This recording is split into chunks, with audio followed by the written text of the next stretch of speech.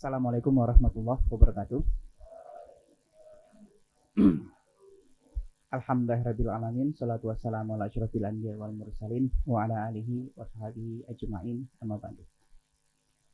Syukran al-mukarram Ustazi Ustaz Ferry Hidayat, para tim guru serta anak-anakku semuanya.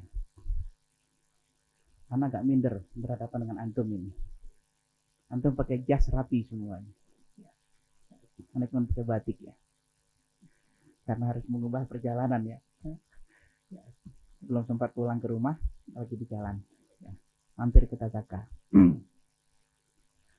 Suatu kesyukuran, suatu kebahagiaan yang luar biasa bisa bertemu kembali dengan antum semua. Ya. Mudah-mudahan apa yang akan kita sharing, akan kita dengarkan pada pagi menjelang siang ini berguna bagi kita semuanya.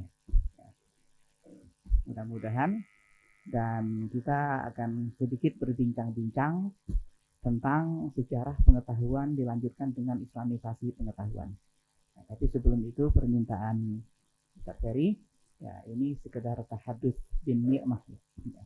Semoga kita dijauhkan dari ujub, dari riya, dari takabur. Ini sekedar tahadus bin ni'mah. Ya. Ana, ya, junior Ustaz Ferry di Gontor. Ya. Dari Riau di Indragiri Hilir. Ya. Dulu ketika berangkat ke Gontor, di jalan itu hampir 4 hari. Ya. Dari tempat Ana naik speedboat ke Jambi, namanya Kuala Tungkal, itu 3 jam. Dari Kuala Tungkal sampai siang, naik mobil lagi ke kota Jambinya 6 jam, sampai maghrib. Bis ke Jawa berangkat siang, berarti udah ketinggalan kan. Nginep semalam nunggu bis besoknya. Gitu. Nah, di jalan 3 hari 3 malam naik bis ekonomi. Ketika itu bis eksekutif sangat jarang. Nah, nyampe Gontor, ya, itu kalau telinga dijewer udah nggak terasa lagi, udah kebas semuanya. Nah duduk ya lama. Ya. Dalam mahfuzat apa? Man lam yaduk lulat ta'allumi sa'atan tajarro'a fulah hayatihi. Alhamdulillah. Saya masih hafal mahfuzat Gontor ya. Itu perjalanan menuntut ilmu. Ya. Di Gontor, apa yang terpenting yang didapatkan? Yang terpenting adalah penanaman pada seluruh santri bahwa kita harus mencintai ilmu pengetahuan. Makanya santri kemanapun jam istirahat itu harus membawa buku di tangannya. Terserah mau dibaca atau tidak, tapi seluruhnya harus bawa buku. Yang nggak bawa buku dianggap sombong, sudah merasa pintar. Gitu. Jadi iklim seperti ini ditumbuhkan sehingga di hati kita muncul mimpi, motivasi, keinginan untuk melanjutkan ke berbagai negara. Ya. Jadi cita-cita itu harus diawali oleh mimpi. Orang yang tidak punya mimpi, tidak punya bahan bakar untuk menggerakkan hidup dia. Ya. Motornya itu mati. Kenapa? Bahan bakarnya nggak ada. Bahan bakarnya itu mimpi. Dari mimpi tumbuh harapan.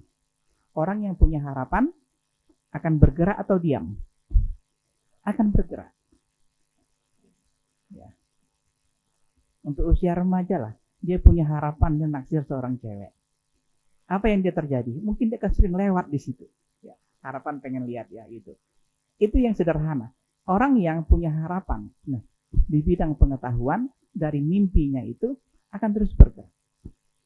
Maka muncul kemudian di kepala ya, bagaimana caranya mimpi itu ya, harapan itu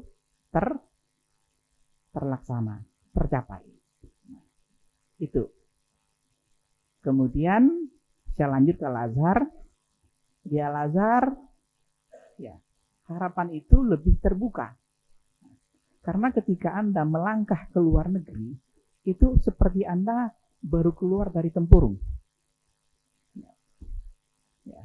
Gimana pengalaman Ustaz Ferry baru pulang dari Prancis ya? Ya. Ya. Ternyata keluar negeri tidak serumit, sesulit yang kita bayangkan. Hanya keluar dari situ. Jadi itu psychological break. Ya. Itu cara untuk menghancurkan sekat-sekat ketakutan itu. Keluar negeri ke Kairo itu langkah awal. Nah, dari Kairo pulang, kemudian ke Inggris, saya sempat di Perancis, ya, kemudian ya seminar di berbagai negara Eropa sampai Eropa Utara, ya, Norwegia, ya. Kemudian ke S3 di Sydney, ya, di Australia. Apakah ini berjalan secara alamiah, berjalan secara kebetulan? Tidak. Ya. Tidak ada yang namanya perubahan berjalan secara kebetulan. Tidak ada namanya pencapaian mimpi itu secara kebetulan, keberuntungan. Tidak ada. Kalau seperti itu, tentu tidak ada doktrin ikhtiar dalam Islam, ya kan? Semuanya wajib berikhtiar. Setelah ikhtiar apa? Tawakal. Agar kita tidak patah, agar kita tidak kecewa. Kenapa? Ya, dalam menuntut ilmu itu, kemungkinan patah di tengah jalan itu sangat sering. Ya, kita sakit, kita putus asa, kita tidak naik kelas, ya. Apalagi kita kehabisan biaya, ya, kita kalah kompetisi, nggak lulus. Banyak sekali kemungkinan patah. Gitu. Makanya usaha maksimal plus tawakal. Itu yang dilakukan. Nah, nanti ya Anda semuanya usaha maksimal plus tawakal. Saya selalu mengutip kata-kata Ofrah, bahwa tidak ada yang namanya keberuntungan. Yang disebut keberuntungan adalah ketika kesempatan bertemu dengan kemampuan. Ada peluang dan Anda punya kemampuan, sehingga peluang itu bisa Anda rebut. Ilustrasi yang sederhananya, ya, kalau sekarang, ya, ini laptop saya beli 7 juta. Ya, ya. Saya katakan, siapa yang mau beli laptop ini 500.000? Murah nggak? Ini kesempatan kan? Nah, sekarang kemampuan. Ada nggak yang punya uang 500.000 cash? Ada nggak? Nggak ada kan? Akhirnya kesempatan dapat diskon besar tidak bisa diambil. Kenapa? Kemampuan tidak ada. Gitu. Jadi jangan berharap keberuntungan ada jatuh paket dari langit, enggak. Gitu. Jadi ini doktrin ikhtiar. Ya, gitu ya. Ada kesempatan dan ada kemampuan. Dan kita di pondok itu dalam konteks untuk menambah kemampuan itu. Anda sedang melakukan investasi, dan investasi terpenting Anda adalah pengetahuan. Ya. Your power is what you invest. Kekuatan yang sebenarnya dari diri kita adalah apa yang telah kita investasikan. Dan yang sedang kita investasikan itu adalah pengetahuan. Ya, jadi jangan pikir macam-macam. Ya. Ya. Belajar saja sungguh-sungguh. Jangan pikirkan kerja segala macam. Pengalaman saya pribadi, kerja adalah efek samping dari kemampuan. Ya. Ya. If you have a power, kalau Anda punya power, kemampuan itu dalam konteks pengetahuan, kerja mencari Anda. Ya. Saya tamat UGM nggak melamar kerja, ditelepon sama perusahaan. Ya. Dia tanya dari mana tuh nomor saya? Saya butuh seorang antropolog. Saya datang ke jurusan antropologi UGM dan jurusan Anda memberitahu nomor Anda.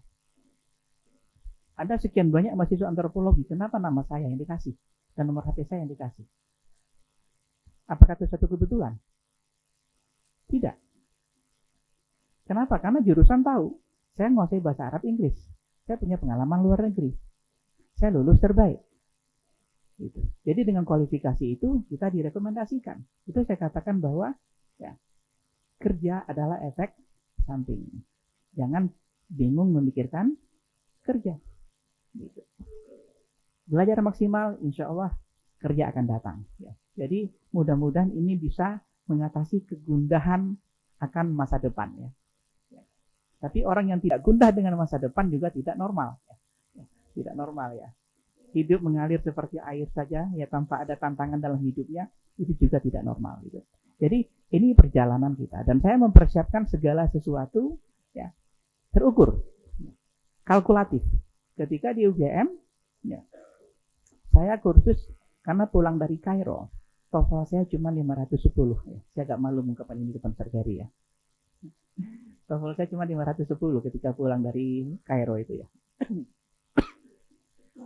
Saya kemudian ambil kursus di pusat pelatihan bahasa UGM 2 bulan. Selesai 2 bulan saya tes lagi, nggak banyak nambahnya Sarjari. Cuma 547. Ya, 547. Keluar negeri butuh 550. Ya, saya nggak putus asa. Ya, saya ngambil TOEFL preparation yang kedua di Sanata Dharma karena katanya Sanata Dharma lebih bagus dibanding UGM. Ya, Universitas Katolik di Jogja. Saya ngambil kursus lagi 2 bulan. Ya, saya rata-rata pulang ke kos itu jam 12 malam. Jadi pagi sampai sore kuliah, malam saya kursus, jam 12 malam palingan, atau jam 1 itu baru nyampe kos. Pagi berangkat lagi, jadi rata-rata tidur 4 jam. 2 bulan les bahasa Inggris di Sanata Dharma, saya tes, alhamdulillah, nambah lagi dikit, ya, dapat 577. Nah, sudah cukup untuk ke Inggris 575, ya, bonus 2 kan. Ya, makanya daftar ke Inggris, tes di Jakarta, alhamdulillah lulus. Ada kesempatan, beasiswa buka, ada kemampuan, kita punya TOEFL 577. Tes, alhamdulillah lulus. Jadi bertemu kesempatan dengan kemampuan. Baru bisa kita ambil. Makanya berangkat ke sana. 2 tahun selesai ya dan seterusnya gitu. Jadi segala sesuatu butuh persiapan. Ya. Ya. Orang yang sadar dengan persiapan itu akan mempersiapkan dengan sebaik mungkin. Itu intisari dari ungkapan almarhum Kiai Syukri. Sebesar keinsafanmu, sebesar itu keberuntunganmu. Ya. Orang-orang yang masih main-main itu yang belum insaf, belum sadar. Dia menjalani masa depannya sendiri, tantangan sendiri. Dia tidak bergantung ke orang lain lagi. Itu kira-kira sedikit ya, sekilas ya. Dan saya tidak perlu menceritakan tantangan dalam menuntut ilmu. Tapi yang jelas, Allah itu hadir, Allah itu ada, dan selama 12 tahun saya di luar negeri, ya, kesulitan apapun tidak ada yang tidak terpecahkan karena Allah hadir. Saya ceritakan 1 atau 2 contohnya. Saya membawa keluarga ke Australia. Beasiswa saya hanya untuk 1 orang, ya, single stipend, ya, single allowance ya, bukan untuk family allowance, gitu, bukan untuk keluarga. Nah, bagaimana mencukupi kebutuhan keluarga? Saya sering kerja sampai pagi. Jadi pagi sampai sore saya di kampus, malam saya kerja sampai subuh. Pulang ke rumah, tidur sebentar, nanti jam 9 ke kampus lagi begitu. Berat nggak? Kira-kira sanggup nggak menjalani itu? Sanggup ya. Kalau saya sanggup, Anda lebih sanggup lagi. Gitu. Kadang-kadang kita kehabisan uang. Suatu ketika di rekening saya tinggal $4, nggak bisa ditarik lagi. Meminjam ke siapa nggak ada. Di sana semuanya terset otomatis. Kalau harus bayar uang sewa rumah pada detik itu harus bayar, tidak boleh tertunda sama sekali. Ya, itu kehidupan sana, serba otomatis. Kita jarang pegang uang cash. Gimana caranya? Yang pertama, Allah menurunkan ketenangan di hati. Sedikit pun tidak ada kekhawatiran. Itu keberuntungan seorang Muslim. Sedikit pun saya tidak ada kekhawatiran. Ya. Tiba-tiba sore, ya agak siang atau sore siang, ditelepon oleh teman, Bang, kita ke taman yuk, kita nongkrong. Beberapa keluarga datang ke taman. Sampai di taman, saya cuma nanya, ada yang tahu peluang kerja nggak? Salah seorang diantaranya menjawab, Abang mau kerja? Iya, saya bilang. Rupanya dia kepala personalia di sebuah perusahaan, orang Indonesia, alumni UGM. Saya nggak tahu dia kepala personalia. Saya sudah kenal dia, tapi saya tidak tahu kerjanya apa. Dia kepala bagian personalia. Dia bilang, abang sore ini kirim email ke saya, besok langsung kerja. Karena dia yang menentukan orang lulus tidaknya itu. Orang diterima tidaknya di perusahaan itu dia yang menentukan. Kira-kira itu kebetulan atau tidak? Bukan kebetulan, itu by design. Ketika saat kita benar-benar kepepet, Allah menghadirkan dan mempertemukan itu. Ustaz Anang kan sering cerita kayak banyak sekali kebetulan yang itu by design sebenarnya.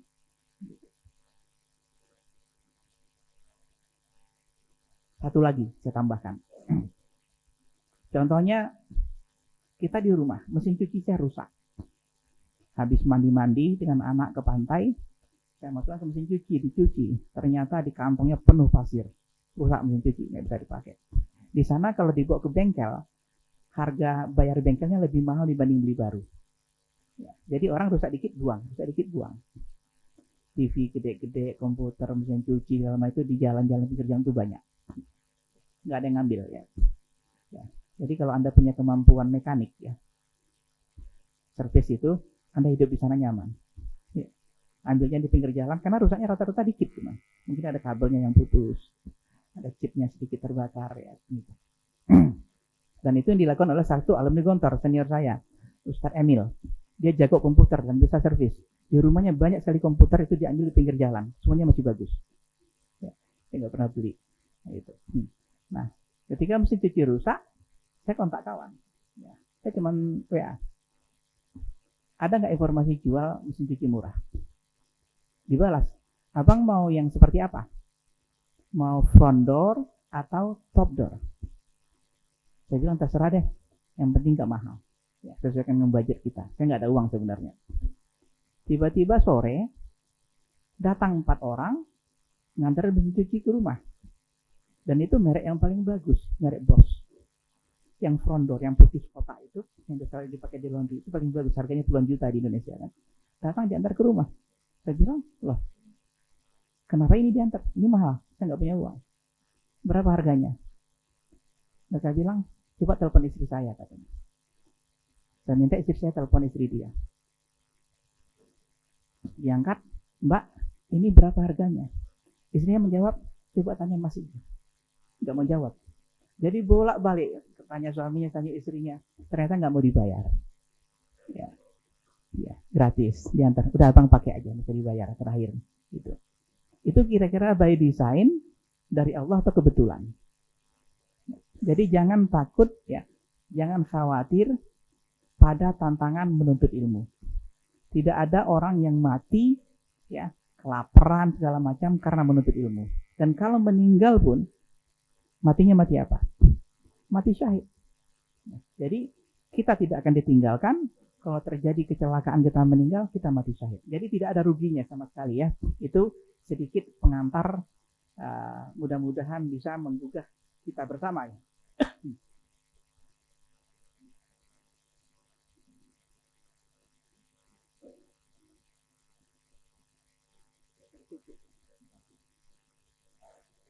Sebentar ya.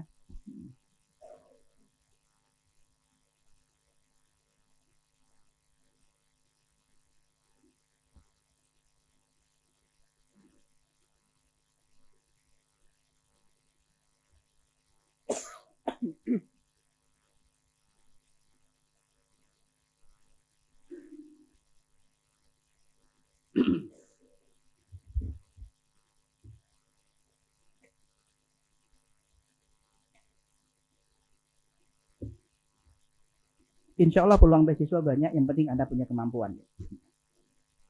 Jangan lupa minta doa ke orang tua. Jangan terlalu pede dengan kepercayaan diri sendiri. Doa orang tua itu penting. Oke. Sekarang kita masuk ke sesi pertama. Nanti saya gabung saja ya dengan Islamisasi pengetahuan. Ilmu pengetahuan dalam Islam. Kita akan membahas tentang definisi singkat pengetahuan, bagaimana pengetahuan berkembang, kemudian pusat perkembangan pengetahuan dalam sejarah, bagaimana proses transformasi pengetahuan dalam peradaban Islam. Kemudian pengetahuan dalam peradaban Islam. Kenapa ini penting? Saya teringat kata yang pernah diungkapkan oleh Profesor Hasan Hanafi. Tercari tahu Hasan Hanafi bahwa ihna mazlumin bihadzal majal. Itu bahasa Amiyah Mesir. Orang Islam itu terzalimi dalam sejarah pengetahuan. Kenapa terzalimi? Karena kalau kita bicara sejarah pengetahuan, selalu starting point-nya adalah Yunani. Ya enggak?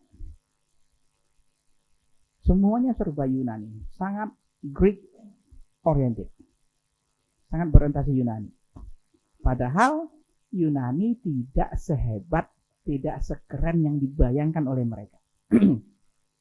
Nah, kita nanti kita napak tilas ya sejarah itu. Nah, pengetahuan dulu sebelum kita masuk ke sana. Kita sering ini ilmu agama, ini ilmu umum. Ya, sekarang sering kita mendengarkan itu kan. Ada ilmu agama, ada ilmu umum. Padahal ya, kita juga mengatakan Islam sebagai way of life. Islam itu mencakup seluruh dimensi kehidupan katanya. Tapi ilmunya dibagi dua, ada ilmu agama, ada ilmu umum. Kira-kira bertentangan atau tidak? Ya. Kemudian di dalam Al-Quran, apakah ada isyarat-isyarat, poin-poin pengetahuan yang berkaitan dengan apa yang kita sebut ilmu umum itu? Ada atau tidak? Ada banyak. Nah, lantas apakah ilmu umum itu tidak punya kaitan dengan Al-Quran? Nah, itu nanti kaitan ke islamisasi pengetahuan. Tapi yang jelas, yang ingin saya sampaikan adalah dikotomi ilmu agama dengan ilmu umum ya, itu muncul sejak fase ya mungkin bisa kita pilih sejak bahasa Abbasiyah pada bahasa Al-Ghazali ya, dengan adanya konsep ilmu nakal dan ilmu akal. Ilmu nakal yang berbasis kepada teks, nusus, nas, dan ilmu akal yang berbasis kepada rasio, akal semata. Ibnu Khaldun pakai definisi itu.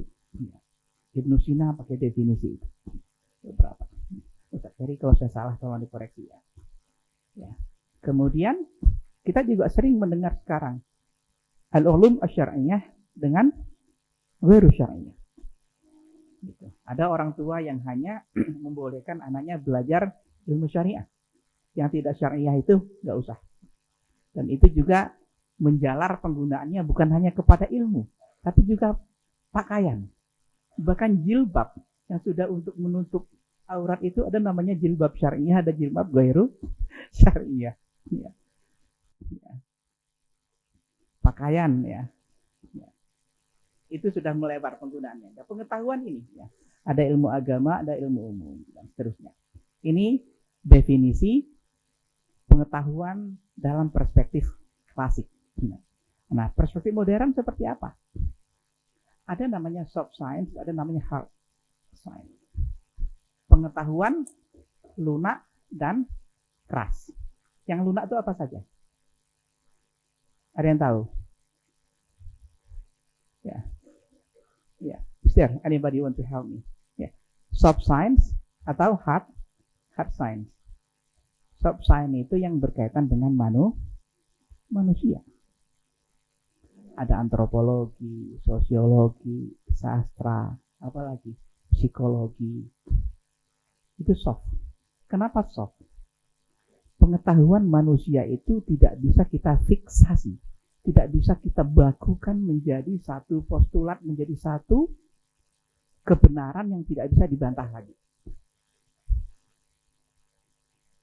Berbeda dengan hard science, fisika, matematika, kimia, dan seterusnya, ilmu alam itu.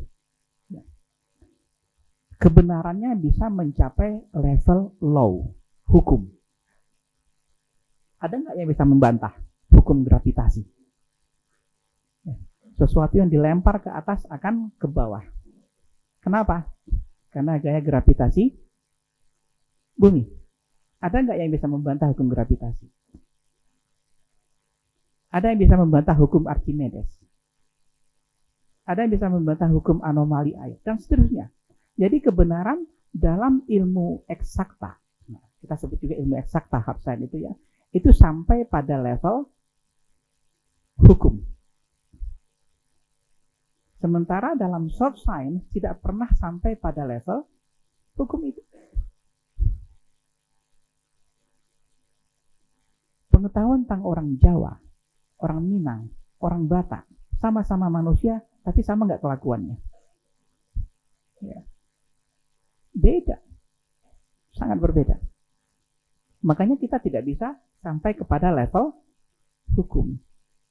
Kebenaran-kebenarannya masih pada level asumsi teori.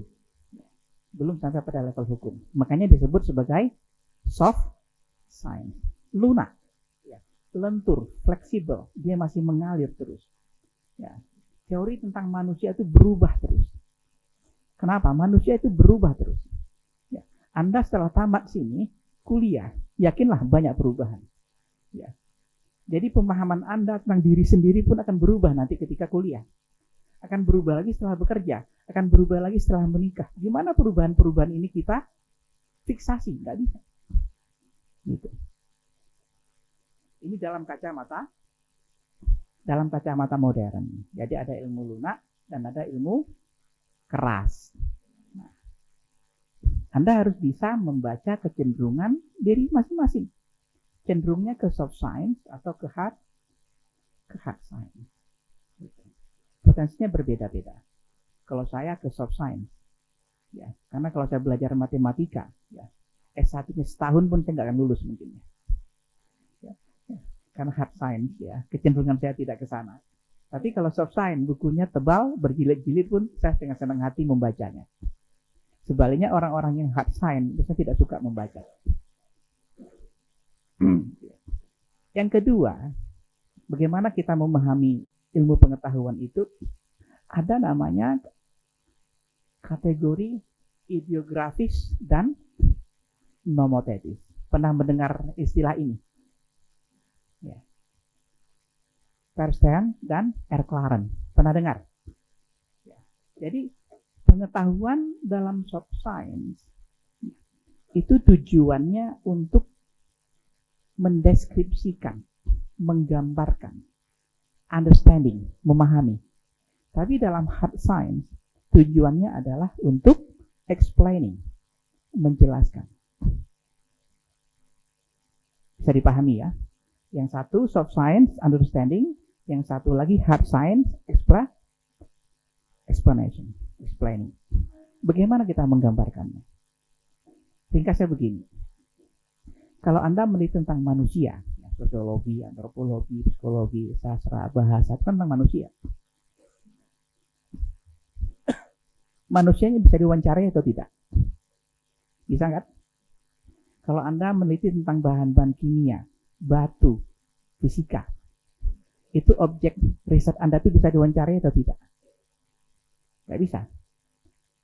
Jadi Anda bisa menjelaskan, ini batu, bagaimana penjelasannya? Ini air, bagaimana penjelasannya? Tapi tentang manusia, bagaimana memahaminya lebih dalam. Gitu. Jadi ada perbedaan karakter ya. Nah, oleh sebab itu, basis dari soft science adalah pemahaman, understanding. Basis dari hard science adalah explanation. Ya. Ada perbedaan ya. Gitu. Dari explanation bisa sampai kepada hukum. Ini kira-kira sekilas ya. Ya. Tentang gambaran apa yang kita maksud dengan pengetahuan. Bagaimana karakter pengetahuan itu ya. Mudah-mudahan tidak rumit ya. Rumit atau enggak? Enggak ya? Ya. Anda semuanya cerdas ya. Ya. Kemudian apa yang kita maksud dengan ilmu pengetahuan? Bukan pengetahuan ya, tapi ilmu pengetahuan. Jadi ilmu pengetahuan itu, kalau pengetahuan itu bisa kita sebut sebagai informasi. Jadi kalau Anda bertanya, kamu tahu nggak tentang ini? Artinya, kamu tahu punya informasi nggak tentang itu? Apa bedanya pengetahuan dengan ilmu pengetahuan?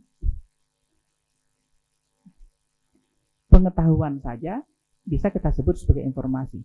Kalau ilmu pengetahuan adalah informasi yang sudah tersistematisasi, yang sudah teruji, valid, dan punya metode bagaimana menghasilkan informasinya. Gitu. Dia punya metode, ya. Dia punya objek studi, dia punya tujuan, dan cara untuk mencapai tujuan. Ini ilmu pengetahuan. Dan di beberapa ilmu pengetahuan ya, masih bisa dilacak siapa pendirinya, siapa tokoh-tokohnya. Kita kalau bicara tentang usul fikih, merujuknya kemana biasanya? Ke Imam Ahmad atau ke Imam Syafi'i? Imam Syafi'i. Ya. Masih tahu kita pendirinya kan? Ya. Pencetus awalnya, yang mensistematisasi proses pengambilan hukum, ya, yang mensistematisasi falsafahnya itu, falsafah hukumnya. Apalagi, ya, banyak pengetahuan yang masih bisa kita lacak siapa pendirinya. Ya. Sebagian tidak.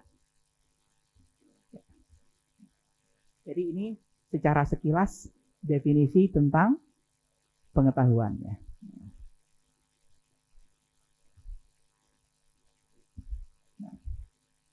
Berikutnya, bagaimana ilmu pengetahuan ini berkembang?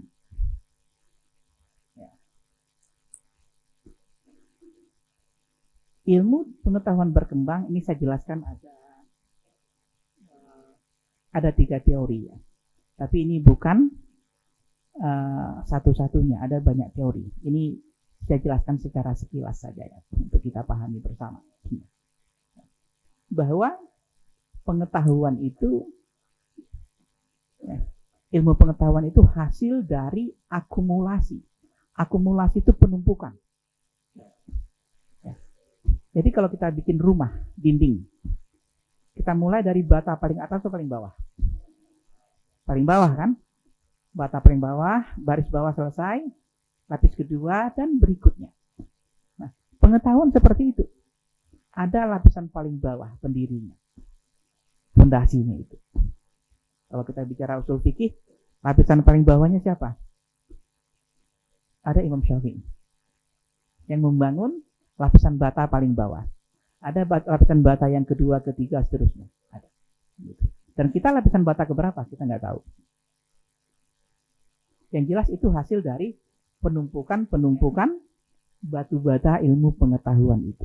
Sehingga kita bisa mengatakan bahwa kita ini berdiri di atas pundak guru-guru, saintis, para ilmuwan sebelum kita.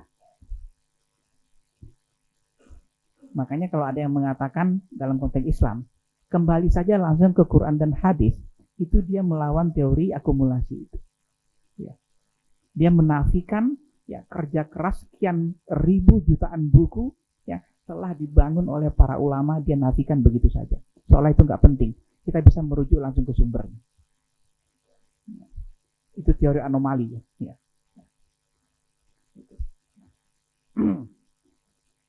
Jadi dengan akumulasi ini, ya, pengetahuan terus bertambah. Makanya ada pengandaian yang sering saya kutip, ya, kalau saya bicara tentang sejarah pengetahuan, bahwa ya, manusia itu sampai ke bulan seharusnya 2 abad lebih awal jika perpustakaan di Alexandria dan di Baghdad tidak terbakar. Apa efek terbakarnya Alexandria dengan Baghdad itu? Buku-buku hangus, sehingga banyak ilmu pengetahuan dimulai dari awal lagi. Dari nol.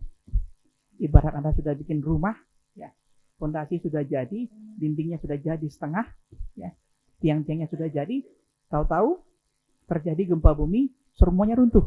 Anda bangun lagi fondasi dari awal. Gitu. Dan kalau itu diteruskan, tidak terjadi bencana itu, ini berandai ya. Ini seorang filosof Amerika yang berandai. Kita sampai ke bulan 2 abad lebih awal. Anda percaya atau tidak? Ini sekedar perandaiannya gitu. Tapi ini sekedar untuk menggambarkan bahwa pengetahuan itu berkembang hasil dari proses penumpukan, ya, akumulasi.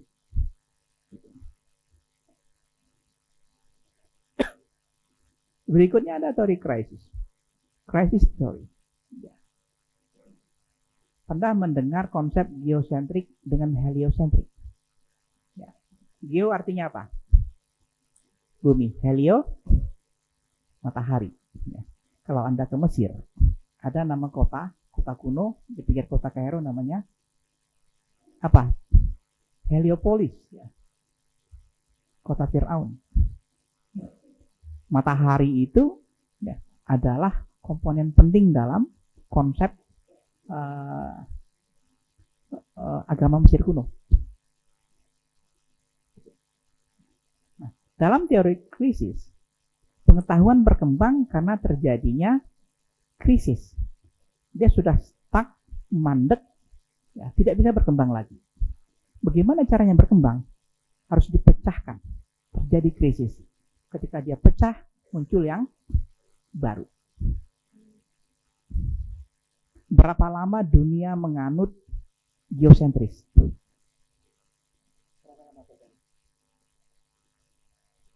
10 abad lebih ya. Sejak Ptolemy sampai kemudian Ibnu Shatir kalau nggak salah menulis buku, saya punya bukunya itu ya, Asyukuk ala Ptolemy, keraguan bantahan terhadap Ptolemy. Apa yang ditulis oleh sarjana muslim ini? Teori geosentrik itu salah. Yang benar adalah heliosentrik.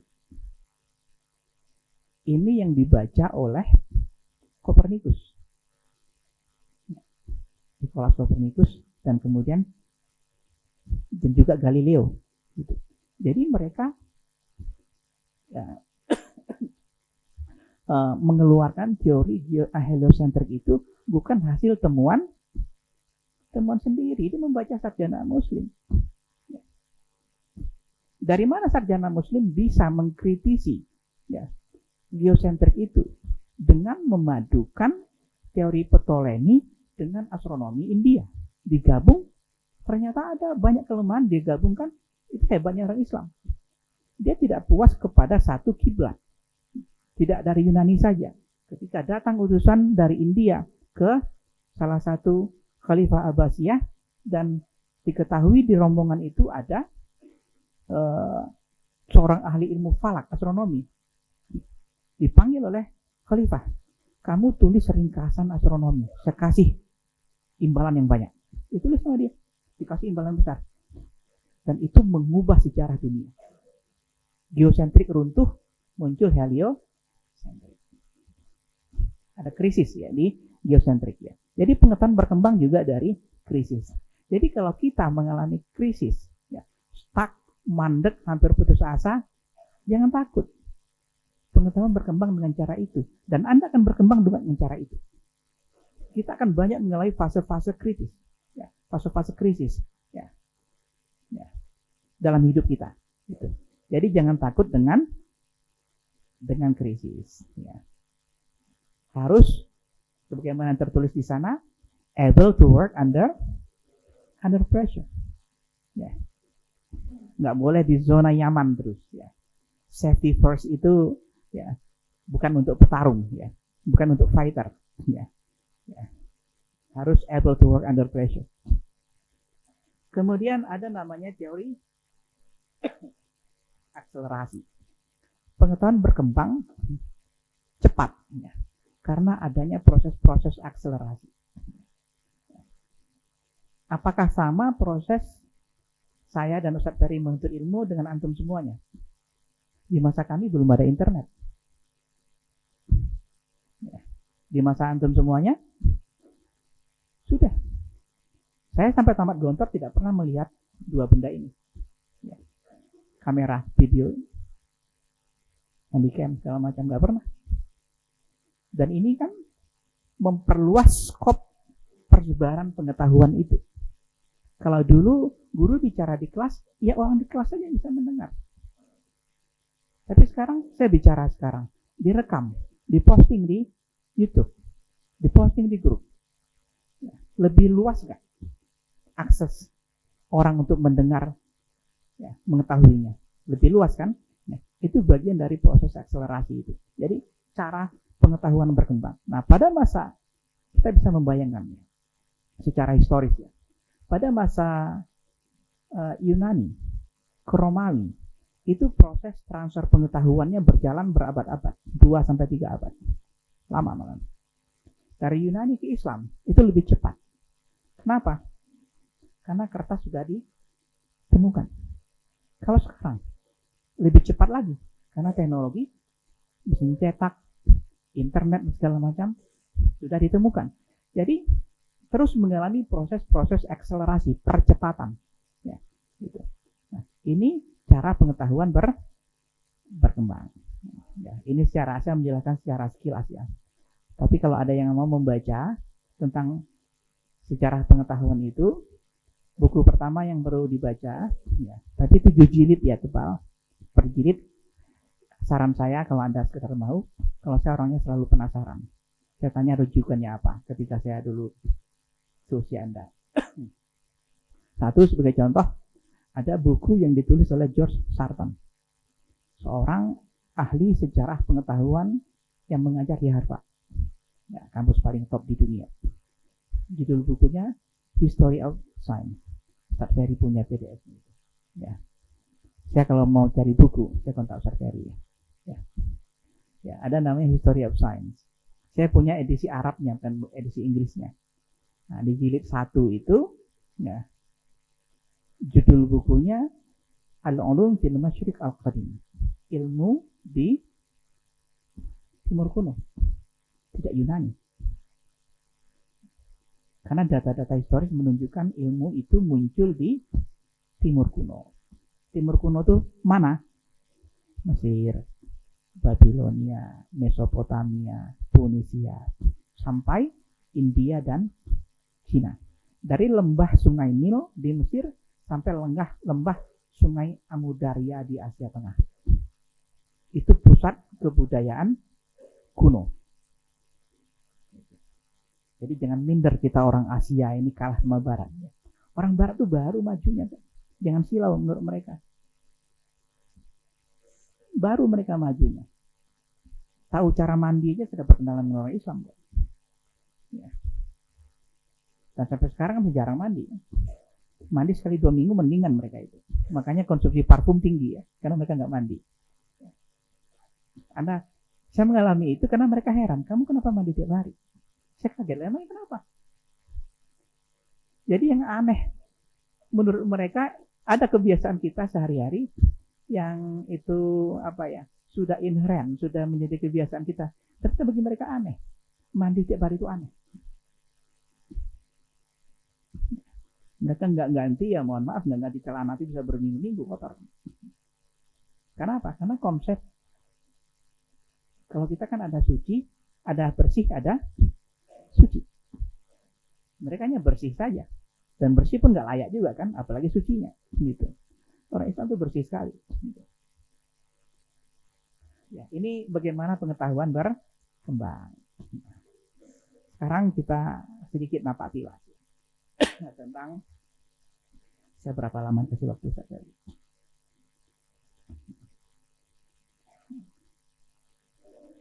Lagi. Mudah-mudahan tidak sampai setengah jam ya. Sejarah pengetahuan. Timur kuno tadi sudah saya sebutkan. Ada Mesir kuno ya. Ya. Ada huruf hieroglif, huruf hieratik, huruf demotik, koptik. Ini huruf-huruf. Mesir Fir'aun itu berdiri selama 3.000 tahun. Ada nggak sekarang kerajaan yang sudah sampai 3.000 tahun? Kerajaan tertua sekarang apa? Inggris kan? Udah nyampe 1.000 tahun belum? Itu Fir'aun. Makanya saya sekarang merenung. Pantesan Al-Quran mengabadikan begitu banyak cerita tentang Fir'aun.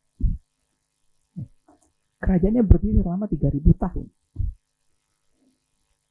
Dengan capaian kebudayaan, teknologi yang luar biasa. Saya kasih contoh ya. Yang pernah ke Mesir ada mengunjungi Luxor nggak? Ya, Anda lihat nggak bagaimana pilar kuil itu? Tahu bagaimana cara mendirikannya?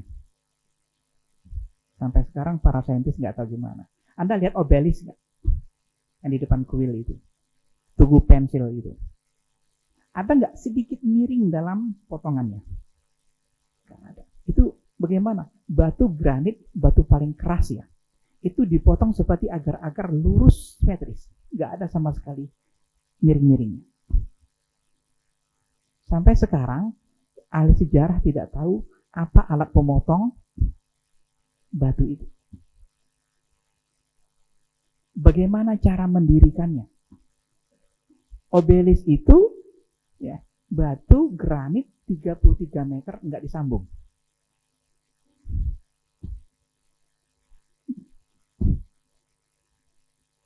Sayang sekali kebudayaan Firaun kebudayaan material culture, bukan writing culture. Jadi ketika kerajaan ini runtuh, ilmu pengetahuan juga runtuh. Yunani writing culture dituliskan. Jadi ketika Yunani runtuh, sekarang Yunani itu negara yang paling primitif di Eropa.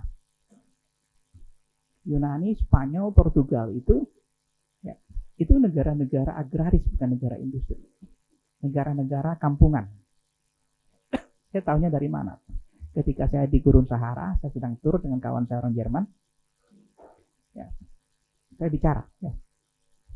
Yunani, Portugal, Spanyol, dia tertawa. Ya. Andri, this is underdeveloped country. Itu negara berkembang, itu negara primitif. Itu kata mereka. Tapi mereka punya writing culture. Itu perbedaannya dengan Firaun. Babilonia. Ya. Nabi Ibrahim dari mana? Nabi Ibrahim dari Babilonia, Mesopotamia. Meso antara Sungai Efrat dan Sungai Tigris. Apa temuan penting di sini? Di sini pertama kali dimulai manusia bercocok tanam. Jadi kalau kita bercocok tanam itu dimulai oleh Babilonia.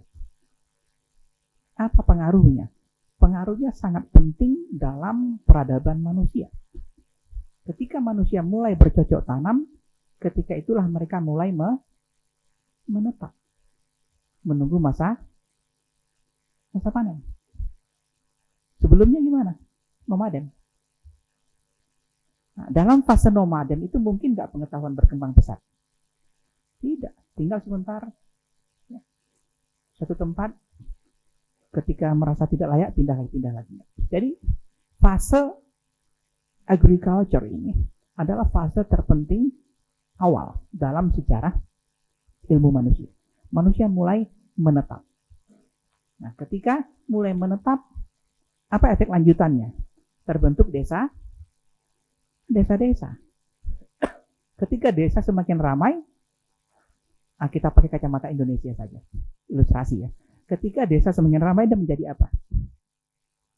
Jadi kecamatan. Kecamatan semakin besar menjadi kabupaten, provinsi, ya, negara, kemudian menjadi imperium. Jadi imperium tidak terbentuk langsung menjadi imperium, tapi benih-benih embrio awalnya itu dari proses ditemukannya proses bercocok tanam. Manusia menetap. Itu di Babilonia. Eropa ketika itu jadi bangsa apa? Bangsa primitif. Masih liar. Belum tahu apa-apa. Masa Ibnu Khaldun saja abad ke-12 itu masih berani mengatakan ada bangsa kulit putih matanya biru tapi bodoh-bodoh, kata Ibnu Khaldun. Itu orang-orang bule kulit putih itu. Sekarang mereka yang mengatakan seperti itu ke kita kan. Karena ya proses ya kebudayaan itu jatuh berkembang kemudian runtuh ya. Tulisan pertama ditemukan di mana? Hammurabi Code. hukum Hammurabi. Sekarang di mana tubuh Hammurabi itu disimpan? Apakah di Irak, pewaris Babilonia itu, atau di negara Eropa? Disimpan di Musée du Louvre di Paris. Saya satu ketika jalan sama profesor François Prentin. Dia ahli sejarah Timur Kuno. Dia punya 2 gelar doktor di bidang sejarah kuno. Dia bisa bahasa Suryania, dia mengerti hieroglif, luar biasa. Seorang perempuan yang sudah tua. Ya. Saya berjalan sama dia di Musée du Louvre di Paris itu, dan saya tidak tahu itu prasasti Hammurabi. Pas saya lewat dia manggil saya satu-satunya Muslim, panggil, Andri, do you know this one, this stone? No, I don't know. This is Hammurabi stone. Ya. Kamu akan terkejut katanya kalau saya jelaskan. Ya, kenapa? The content of this code is very close to Quran. Isi hukum Hammurabi itu sangat dekat dengan Quran. Ya. Saya bilang ya, bisa nggak bantu saya terjemahkan beberapa? Jelas sama dia. Anak yang durhaka ke orang tua harus dihukum. Sama nggak dengan Islam? Orang yang membunuh harus dibunuh. Sama nggak? Orang yang berzina harus dirajam. Sama nggak? Banyak. Ya, setelah terima beberapa kali, oke, that's enough. Cukup. Sangat mirip dengan Al-Quran. Dalam Hammurabi,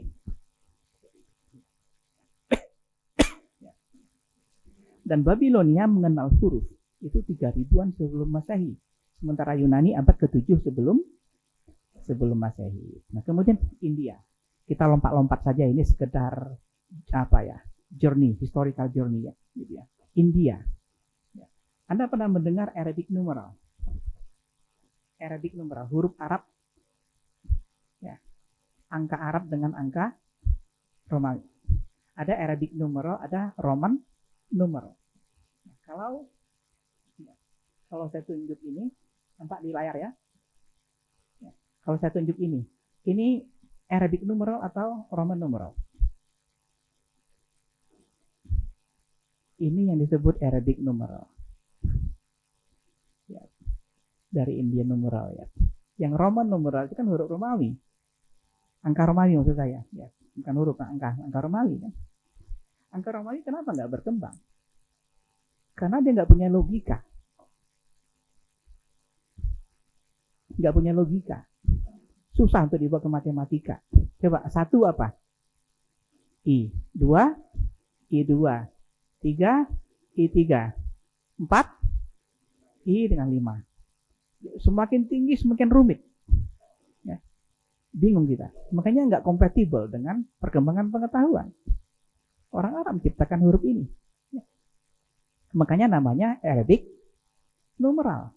Dengan meminjam, ya, boleh jadi menemukannya 0, sifar itu. Sehingga 1, angka 1, 2, ya, sampai 9. 10, cukup 1 ditambah 0. 12, 1 digabung dengan 2. Ada satuan, ada puluhan, ada ratusan, ribuan, ada rasionya di sana. Sehingga orang tidak bingung. Dengan itu baru bisa berkembang matematika. Makanya tokoh-tokoh awal matematika itu dari kalangan Muslim. Mereka menciptakan huruf ini. Kalau huruf Romawi, yakinlah sampai sekarang matematika itu nggak berkembang. Ya, karena nggak logis ya, nggak rasional hurufnya itu. Ya, ada Yunani, setelah fase Timur Kuno Yunani, kemudian fase Islam.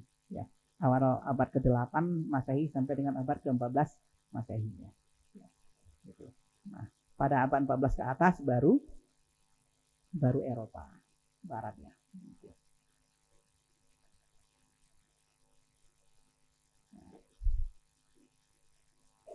Anda silakan dibaca.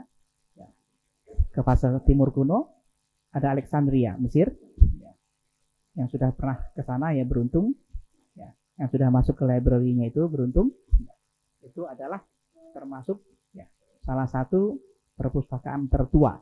Ya. Mungkin tertua di dunia ya, yang tercatat dalam sejarah ya. Ya. Sayang terbakar ya.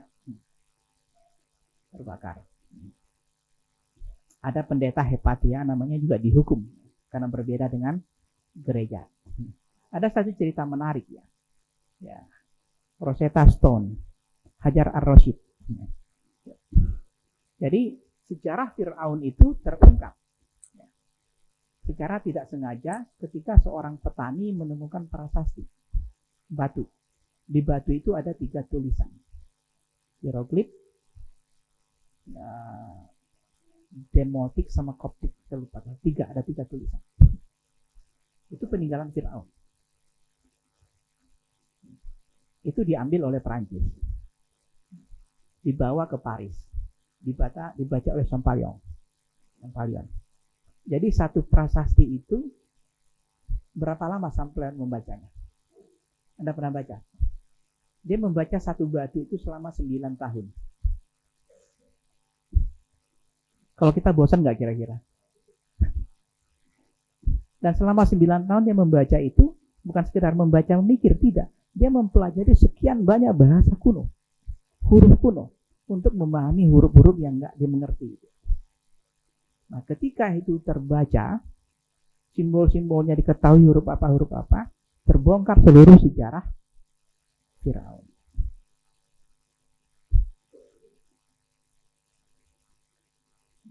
Inggris dan Prancis yang bersaing menguasai Mesir sama-sama bangsa yang sangat menghargai pengetahuan. Ada satu cerita menarik. Ketika Napoleon kalah melawan Inggris di Mesir, dia melarikan diri dari Alexandria, naik kapal kembali ke Prancis. Kapal Napoleon tidak ditembak oleh Inggris, padahal meriamnya sampai. Apa yang menyelamatkan Napoleon? Napoleon banyak membawa papirus, benda-benda kuno Mesir. Itu yang menyelamatkan dia. Kata Inggris, kalau kita tembak, papirus itu akan terbakar, tenggelam, banyak pengetahuan yang hilang. Biarkan dia selamat. Itu penghargaan 2 bangsa penjajah ini kepada pengetahuan itu. Kalau kita mungkin nggak peduli ya, yang penting mati musuhnya. Ya. Tembak itu. Itu Alexandria ya. Rosetta Stone yang membuka tabir. Baghdad. Ya. Saya nggak bercerita banyak ya, Anda sudah baca di sejarah kan. Ada Abu Ja'far al-Mansur ya. Baitul Hikmah ya. Ini saya katakan tadi, kalau tidak terbakar ya. Anda pernah di sini ada nggak di perpustakaan Al-Fihris Ibnu Nadim? Nggak ada. Saya punya di rumah, nanti saya fotokopikan saja nanti. Ya. Karangan Ibnu Nadim. Ibnu Nadim itu penjual buku loak di pinggiran kota Baghdad. Dia warok. Ya. Warok itu apa artinya? Bukan warok Ponorogo ya. Ya. Huwal warok dalam bahasa Arab itu. Ya. Tapi dia membaca semua buku yang dia jual. Dan dia tulis katalognya. Ini buku katalog pertama. Ada ribuan buku, katalog buku yang dia tulis di dalam Al-Fihris itu. Dan ini salah satu yang dijadikan bukti berapa banyak buku yang terbakar ketika Baitul Hikmah itu dihancurkan oleh melakukan. Dari mana kita tahu? Ada perpustakaan besar diserang oleh Mongol, dibakar. Dari mana kita bisa mengklaim? Ada ribuan buku yang terbakar, hancur. Dari mana? Bukunya nggak ada lagi. Dari membaca Al-Fihris. Ada banyak buku-buku yang ditulis di sana tapi nggak ditemukan lagi teksnya. Naskahnya tidak ada lagi. Dari situ. Itu pentingnya buku katalog pertama Al-Fihris ini. Jadi kita harus membaca. Kalau jualan buku ya dibaca bukunya. Ya, jangan hanya menerima uang, ya. Menerima mengembalikan uang tidak seperti itu. Nah, di Arab, terutama Mesir, ya, akademik culture seperti ini masih kokoh. Ya, mungkin ini mengulang-ulang. Saya sering bercerita, ustaz-ustaz sudah sering mendengar. Ya.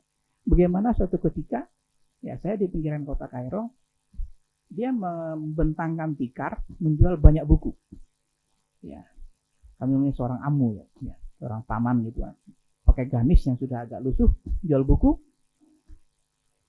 Ada buku bagus, baru. covernya bagus. Satu lagi buku yang sudah lusuh. Ya, saya bertanya, di Kamda, ini berapa? Ya, dia cuma bilang ya, mungkin saya lupa pastinya, tapi itu lebih murah yang baru itu. Udah biar bagiannya. Ini 4 pound sterling. Terus yang ini habis itu gini. Ini 6 katanya. Saya bilang, kenapa buku jelek ini lebih mahal daripada buku yang bagus? Buku yang sudah nggak ada kopernya, ada robek-robek, kenapa lebih mahal? Saya bilang. Saya sengaja menjatuhkan itu biar lebih jatuh harganya. Dia berargumen, kamu tahu nggak, buku yang ente sebut jelek ini ditulis oleh sosiolog terkenal Amerika namanya Tim Sorokin dan dia jelaskan isinya. Saya melongo, habis itu baru saya beli. Ya, sambil gerutu dalam hati, sialah kata dia membaca isinya. Ya, itu. Jadi orang-orang yang biasa itu membaca semua buku-buku. Dan itu adalah warisan sejarah. Mereka masih akrab familiar dengan tradisi baca tulis. Makanya seluruh ulama-ulama di Mesir itu punya karya. Nah, itu yang kurang di kita. Writing culture itu kurang. Readingnya kurang. Kenapa? Kita banyak kulturnya mendengar. Makanya tablik akbar laris. Tapi tablik akbar nggak salah. Ya. Nah, bagaimana transformasi pengetahuan ke dalam Islam itu? Ya. Lewat futuhat. Kita kan berkenalan dengan berbagai macam pengetahuan itu lewat futuhat. Penaklukan itu. Ya. Ke Persia, sampai ke India dan kemana-mana. Kita berhitungan ya. Kemudian, ya, futuhat itu ekspansi wilayah ya. Kemudian ada satu yang mungkin sering kita lupakan. Perpindahan ibu kota. Ya. Setelah Khulafaur Rasyidin itu dari Madinah ke Damaskus, itu punya dampak psikologis yang sangat besar pada perkembangan pengetahuan. Apa yang terjadi? Terjadi desakralisasi pengetahuan. Anda semuanya mengerti proses desakralisasi? Sakral itu artinya suci. Desakralisasi proses menjadikannya tidak suci. Apa yang saya maksud dengan desakralisasi pengetahuan? Di Madinah pada masa Khulafaur Rasyidin itu, ibu kotanya Madinah, pengetahuan yang dipelajari langsung dari Nabi. Quran, hadis, fikih, mawaris, jadi dianggap ilmu suci, ilmu syariah semua. Nggak berkembang ilmu lain. Dikenal nggak ilmu lain? Nggak ada kan? Kimia, fisika, matematika dikenal? Nggak ada. Ketika pindah ke Damaskus, bersentuhan dengan Yunani, Romawi, Suryania, Persia, India, ada ilmu suci dan ada ilmu yang tidak suci. Bagaimana proses penerimaan ilmu-ilmu yang tidak suci tadi? Apakah diterima begitu saja? Jangan menilainya dengan kacamata ilmu sekarang. Ketika kedokteran, ya, kalau versi Franz Rosenthal, orientalis, buku yang pertama diterjemahkan itu pada masa Umar bin Abdul Aziz bidang kedokteran. Tapi yang lain mengatakan berbeda. Tapi kita ambil satu versi ini saja dulu ya. Ya. Jadi diterjemahkan satu buku di bidang kedokteran pada masa Umar bin Abdul Aziz. Ini kan tidak diajarkan pada masa Nabi. Bid'ah atau tidak? Ya, tidak pernah diajarkan pada masa Nabi. Nah, bagaimana caranya? Umar bin Abdul Aziz takut. Kalau ini sesat, salah, dia akan menanggung jariah tusuk. Apa yang dia lakukan? Dia istikharah, kalau versi Rosenthal itu sampai 3 minggu dia istikharah ya, untuk mencari ketetapan. Apakah ilmu kedokteran ini boleh dibaca atau tidak? Ini ilmunya sesat atau tidak? Kalau dalam kacamata sekarang lucu atau tidak? Lucu kan? Ya, tapi proses masuknya ilmu-ilmu ya yang tidak suci tadi itu rumit ya, gitu. Nah, hasil istikharah mantap. Ini bukan ilmu yang haram, bukan yang sesat, baru kemudian. Dan itu terjadi di Damaskus. Ilmu-ilmu mengalami proses desakralisasi. Baru masuk ilmu-ilmu yang lain, kedokteran, kimia, biologi, teknik, politik, sastra dan seterusnya. filsafat. Berkembang ya. Lewat kebijakan politik, lewat pembangunan institusi-institusi pendidikan. Jadi orang-orang kaya itu membangun sekolah, dia membayar gurunya, dia memberi beasiswa kepada murid-muridnya. Al-Azhar didirikan oleh kekuatan politik dinasti Fatimiyah. Panglima Al-Azhar, Jauhar As-Siqili, itu mengajar langsung santri-santri, murid-murid itu. Jadi ada kebijakan politik yang mengedepankan ilmu pengetahuan. Dan seluruh murid-murid diberi beasiswa. Jadi para murid, para guru tidak lagi mikir gimana cara hidup. Tidak. Mereka sudah punya tempat tinggal, mereka dikasih uang saku, makan mereka dijamin. Ada kebijakan. Kemudian yang terakhir, ya, religious and cultural imperatives on science. Ya. Kita tahu bahwa agama kita sangat mengedepankan ya, ilmu pengetahuan. Nah, kemudian ini nggak usah, mungkin Ustaz Anang sudah sering menyampaikan ini ya, religious imperatif ya, bahwa Al-Quran, hadis sangat mengedepankan ilmu pengetahuan. Para nabi tidak mewariskan harta benda, tapi mewariskan ilmu pengetahuan. Nabi mewariskan Quran dan hadis. Quran dan hadis adalah warisan pengetahuan yang hanya bisa berfungsi kalau kita baca. Oleh sebab itu pewaris Nabi adalah para ulama, bukan para sultan, bukan para panglima, bukan orang kaya. Iqra adalah cara kita. Nah, ini berikutnya. Ini kira-kira sekilas ya, karena waktu saya terbatas. Sekilas tentang bagaimana sejarah pengetahuan. Kemudian ada translasi buku-buku, kemudian gerakan terjemah di masa Abbasiyah. Bagaimana para penerjemah itu dibayar. Ya, jadi kalau menerjemahkan buku ya, dari bahasa Suryaniyah ke bahasa Arab, hasilnya itu ditimbang. Bukunya berapa? Kalau beratnya 2 kilo, dibayar dengan emas 2 kilo. Itu penghargaan dari dinasti Abbasiyah. Ya. Sehingga para sarjana merasa termotivasi untuk terus berkecimpung dalam dunia pengetahuan. Karena itu menghidupkan mereka. Kalau kita di Indonesia, gaji paling rendah itu gaji siapa? Gaji guru kan. Makanya bangsa kita susah maju kan. Ya. Kalau di Inggris, gaji tertinggi itu gaji penegak hukum. Nomor 2 guru, dokter di bawah itu. Di Australia, guru cukup mengajar 3 hari dalam seminggu. Udah cukup untuk hidup. Bangsa-bangsa maju, itu gaji gurunya tinggi. Karena itu software bangsanya. Kalau kita guru ditekan, guru tidak dihargai. Anda kalau ngajar les berapa dibayar? Karena secara kultural bangsa kita tidak menghargai pengetahuan. Oleh sebab itu, kalau kita terbelakang layak atau tidak? Ya, itu harus kita ubah mindset itu. Itu sekilas ya tentang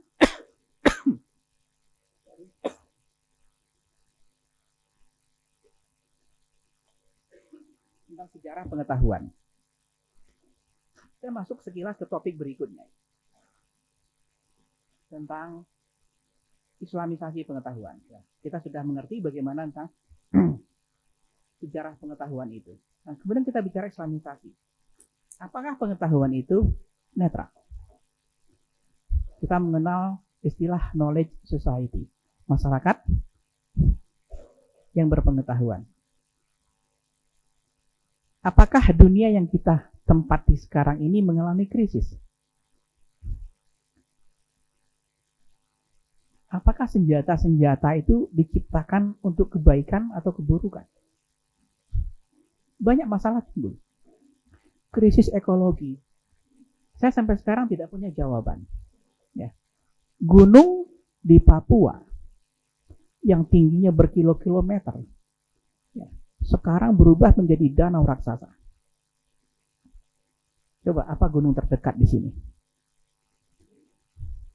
Gunung Dieng masih rendah mungkin ya. Gunung Kawi masih rendah. Coba Gunung Merapi Merbabu setinggi itu sekarang berubah menjadi danau. Banyak nggak tanahnya itu? Karena tanahnya mengandung emas. tanahnya, tanah mentah itu, raw material itu sebelumnya diangkut ke Amerika Serikat. Sekarang berubah menjadi tanah. Pertanyaannya, emas satu gunung itu untuk apa? Pada saat yang sama meninggalkan kerusakan lingkungan yang sangat-sangat luar biasa parahnya. Orang menambang dengan pengetahuan atau tidak? Dengan pengetahuan. Tapi ada nggak nilai di situ? Orang menciptakan senjata. Pernah nggak bertanya, untuk apa senjata ini diciptakan? Untuk bunuh orang? Untuk menghancurkan musuh? Pertanyaan lanjutannya, kenapa musuh harus kita hancurkan? Di mana letak kemanusiaan? Nah, di situ pengetahuan di tangan orang-orang barat mengalami proses diskoneksi, proses keterputusan dari nilai-nilai ketuhanan. Bidang ekonomi, eksploitasi segala macam, nggak masuk akal. Coba kita lihat praktik ekonomi. Imam Hanafi sebagai contoh. Ketika Imam Hanafi berdagang, tapi tidak berdagang langsung, dia membayar pembantunya. Ini barang-barang semuanya kamu bawa ke Mesir, dagang, jual di sana. Dan kebetulan barang yang dibawa ini di Mesir sedang langka. Kalau hukum ekonomi modern yang diajarkan oleh kapitalisme barat apa? Semakin langka suatu barang, banyak orang yang minta, harganya sangat mahal. Dia memanfaatkan itu. Dia jual setinggi-tingginya. Orang karena butuh, orang beli. Dia pulang ke Baghdad, ketemu Imam Hanafi, dia ngomong, wahai Imam, kita untung besar pada dagang kali ini. Barang yang kita bawa langka, saya menjual dengan harga mahal, dan semua orang masih membelinya walaupun terpaksa. Apa jawab Imam Hanafi? Kamu ambil semua keuntungannya, kembalikan ke saya modalnya saja. Saya takut dampaknya. Anda nggak nilai di situ. Proses transaksi itu mempertimbangkan maslahah. Nah, dalam praktik ekonomi sekarang ada nggak maslahah? Dalam kapitalisme barat itu. Ada. Dengan modal sekecil-kecilnya untuk mendapatkan keuntungan sebesar. Doktrin awalnya sudah sangat eksploitatif. Jadi konsep maslahah ini ya mempertimbangkan, gampangnya maslahah itu kan harus mengakomodasi kalau kita kaitkan usul fikih, mengakomodasi maqasid syariah.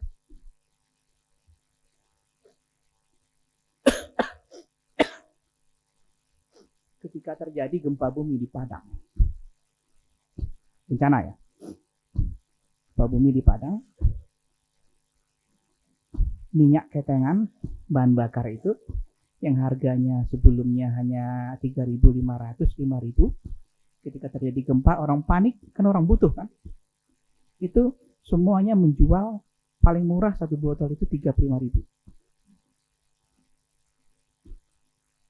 Orang beli karena pengen kabur dari pantai. Kira-kira secara Islam dibolehkan nggak itu? Indonesia di mana-mana coba lihat, kalau terjadi bencana, harga naik langsung karena orang langsung ambil keuntungan. Kenapa? Etika, nilai moral tidak mempertimbangkan maslahah. Kerakusan, greediness yang diutamakan. Dan ini yang menjadi ya software ekonomi kapitalisme. Keserakahan itu. Makanya ya kerusakan alam di mana? Di mana-mana.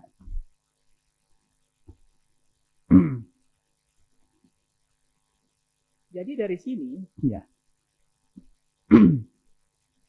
Dari sini kemudian muncul kesadaran bahwa saya hanya bicara Islamisasi dari satu perspektif ya. Ada banyak perspektif, banyak pertentangan polemik, tapi saya tidak menyampaikannya. Dan ini tidak dalam tataran filosofis ya, dalam tataran praktis ya. Gitu. Dari sini kemudian muncul bahwa sebenarnya ilmu pengetahuan itu tidak netral. Dia perlu diinjeksi. Ya, kalau ibarat komputer perlu diinstal. Ya, nilai-nilai Islam, etika Islam. Kalau Anda semua baca bagaimana para dokter muslim melakukan praktik uji coba, ya, menolak mereka menggunakan hewan karena itu melanggar ya, etika. Kalau sekarang bukan hanya menggunakan, bahkan di cloning hewan-hewan itu kan melanggar etika. Jadi ada faktor etika yang hilang. Ilmu pengetahuan mengalami diskoneksi, keterputusan dengan nilai-nilai ilahiyah, dengan nilai-nilai spiritual. Makanya kita menemukan banyak sekali para saintis, bukan top saintis itu adalah orang-orang yang ateis. Ustaz Ferry, Stephen Hawking agamanya apa? Ateis. Jadi di sini kita kembali ke prinsip Quran ya, hadis Nabi. Manis dada ilman, walan dihudan, dan minallah ila hudan. Saya sering juga menyampaikan ini. Kasus Profesor Goodell di Australia. Itu top scientist di Australia, ya. Penerima Australian Medal, itu medali tertinggi untuk saintis, kaya raya, terkenal, top, itu minta disuntik mati. Saya mau ngapain lagi katanya. Saya sudah pinter, terkenal, kaya raya. Saya pengen mati aja deh.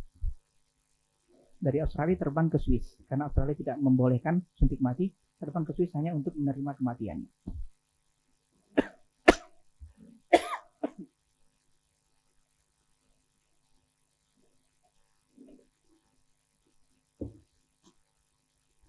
Jadi kita bisa melihat bahwa ternyata ilmu pengetahuan itu tidak mampu menggiring orang menemukan aspek yang berkaitan dengan nilai-nilai eskatologis dan teleologis.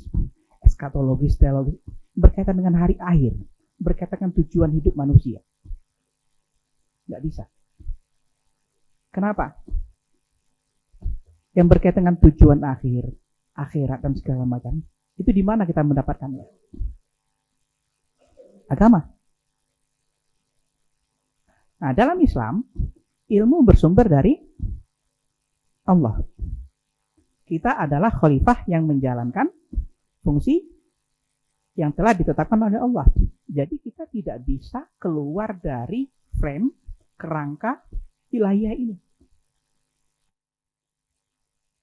Oleh sebab itu, dalam sejarah peradaban Islam klasik, yang kita sebut masa the glory past itu, kita tidak pernah membaca ada sarjana muslim yang ateis. Ibnu Sina ateis nggak? Al-Ghazali ateis nggak? Ibnu Rushd ateis nggak? Semakin dalam ilmunya semakin alim. Karena kerangkanya itu berbeda. Nah, jadi kalau ada orang yang mengatakan ilmu pengetahuan itu netral, ya, ada juga orang yang mengatakan ilmu pengetahuan itu tidak netral. Terutama dari aspek aksiologis, aspek nilai itu. Di sini pentingnya islamisasi pengetahuan itu. Terutama pengetahuan yang berkaitan dengan soft science. Yang berkaitan dengan hard science tadi, kita injeksi nilai-nilai etika Islam. Agar apa? Agar perkembangan pengetahuan itu berjalan paralel, berjalan seiring dengan kemakmuran dan kebahagiaan. Ada nggak yang bisa menjawab? Untuk apa bom nuklir diciptakan? Untuk apa bom hidrogen diciptakan yang daya ledaknya lebih dahsyat itu? Untuk apa? Kenapa ada feeling membunuh dalam diri para saintis itu?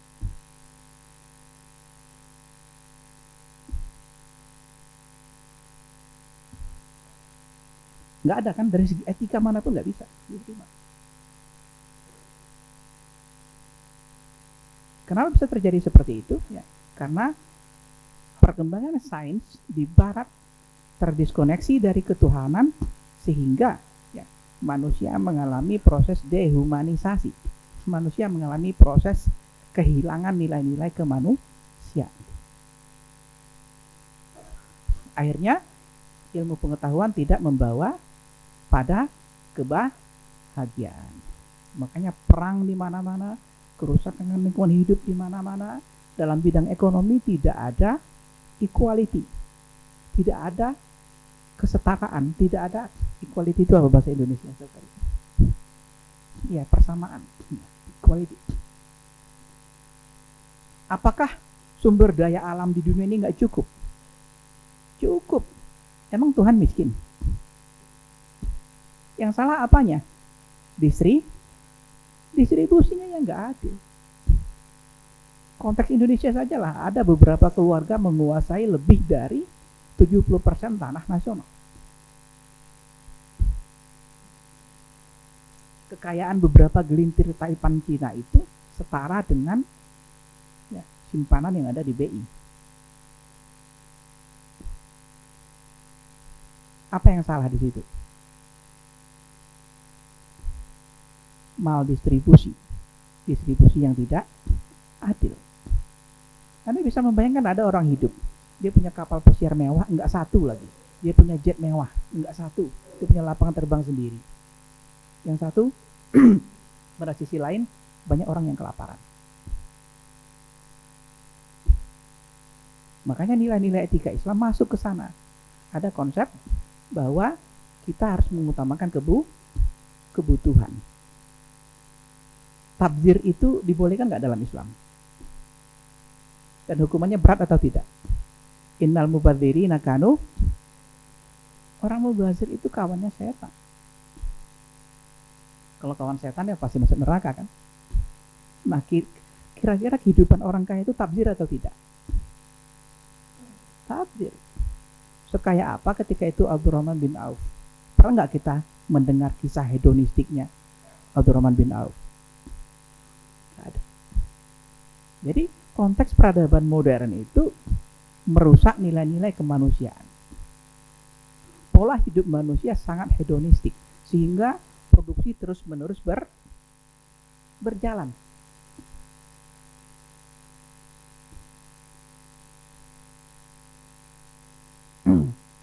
Terakhir ya.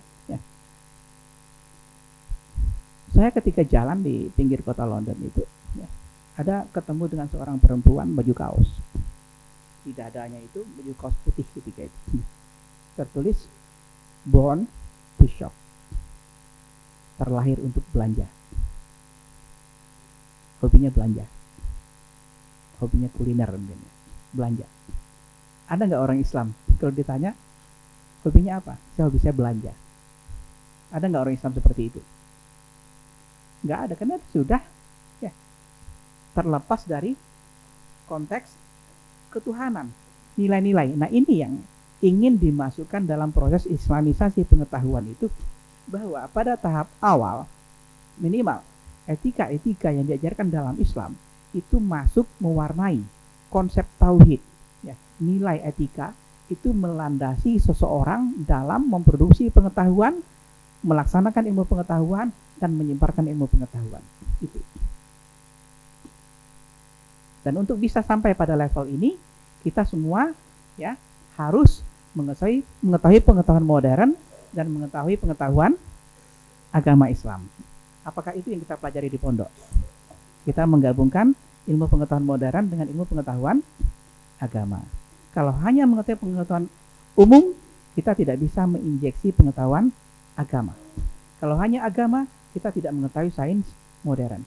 Menggabungkan keduanya membuat kita memiliki peluang, kemampuan untuk melakukan proses islamisasi pengetahuan itu. Itu kira-kira yang saya sampaikan sekilas. Ini banyak slide-nya, tapi waktu sudah habis, kita bisa lanjutkan dengan tanya jawab ya. Mudah-mudahan apa yang saya sampaikan bermanfaat bagi antum semuanya dan saya sendiri. Terima kasih.